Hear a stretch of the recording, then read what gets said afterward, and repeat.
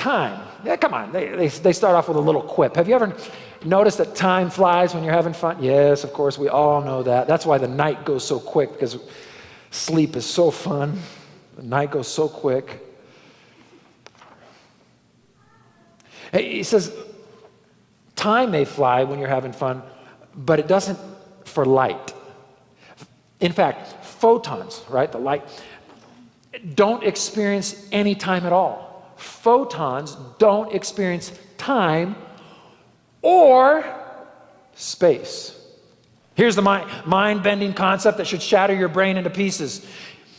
Fraser Cain says, just think about the idea. From the perspective of a photon, there is no such thing as time.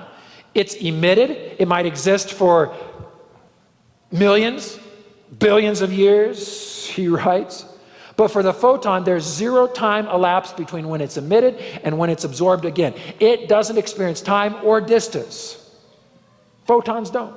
They have, and before we think the poor photons, they don't have the ability to think, so they're not actually worried about they're missing the time or distance. They don't know that they're missing it. This, of course, ties into the theory of relativity with Einstein. But let's do a quick, just let me review this with you, all right?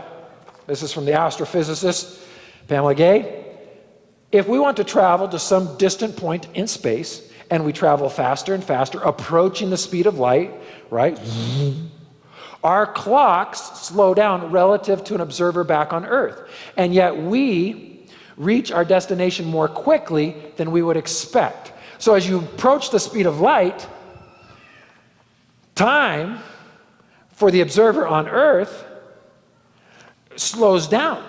But we reach our destination more quickly than we would expect. Surely our mass goes up. We know that as you approach the speed of light, mass goes up and there's enormous amounts of energy required. We know that, but we're just going to ignore that for right now.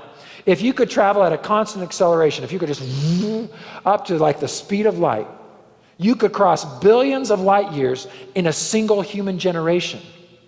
Of course, your friends back home would have experienced the billions of years in your absence, but we don't worry about that. The closer you get to the light speed,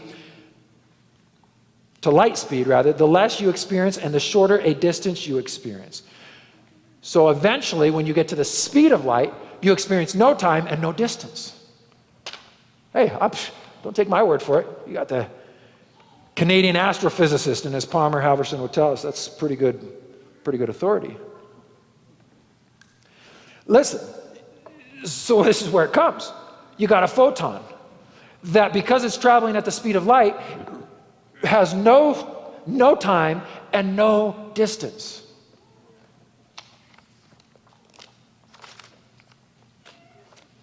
Okay, so what's your point?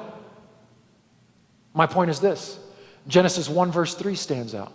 It says, hey, I've got a word about, you want to talk about light? You want to talk about photons? I've got a word about photons. In the beginning, of course, that's Genesis 1:1. God created heavens and earth. Okay, what was part of that creation? And God said, let there be light, and there was light. Who created the photons that travel at this speed where they experience no time and no distance? Could it be that the Creator who created those photons? Because I'll remind you, this light was created even before the sun.